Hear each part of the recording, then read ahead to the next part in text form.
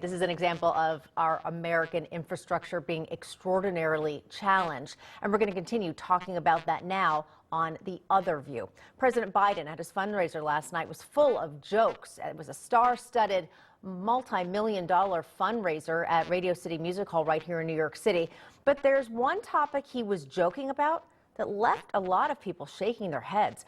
The president making fun of Boeing, quipping, "I don't sit by the door" on Air Force One. Now, Boeing experiencing significant safety issues with its plane, including a door on a passenger plane completely falling off mid-flight.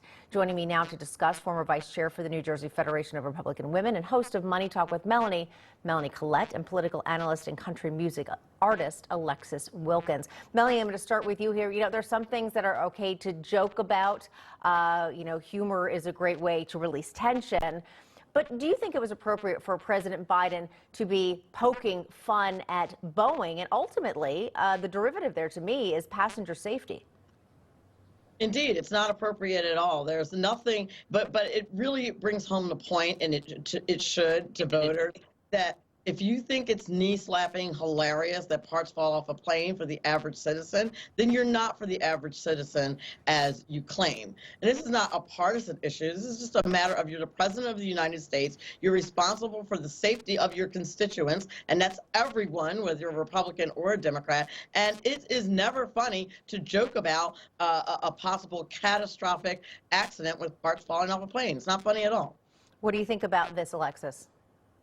I absolutely agree. It's one of those things, too, where you see it happen at a high-dollar Democrat fundraiser. They're joking about these issues that constituents are really very concerned about, not only from infrastructure to prices of planes to all of the transportation issues we're seeing right now, including the bridge. You know, we're seeing a lot of things in this category, and they're there joking about it. You know, I've seen even Republican high-dollar fundraisers, and they're talking about real issues and not joking about it. And so I think you see the stark contrast between these two parties in this scenario.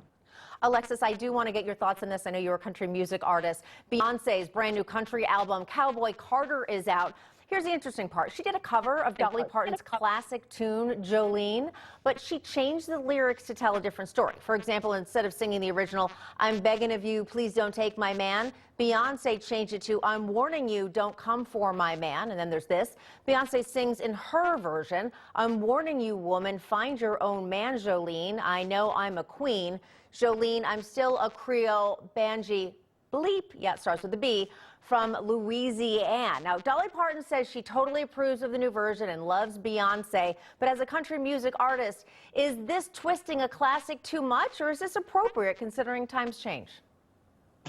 You know, I think that this twist is too much. I understand that Dolly Parton might have signed off on it. I don't know, in this scenario, especially with the introduction of the album and the way it was presented, that she had much choice there.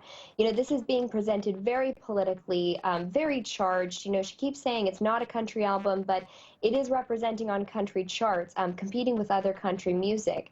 And she's kind of making the point of being a martyr in it and saying that she didn't feel accepted in the genre. She's referring to a CMA performance in 2016 where she performed with the Dixie Chicks, in a specific scenario where CMA was accused of pulling a presser of her singing, but it was Beyonce's team that actually pulled the presser.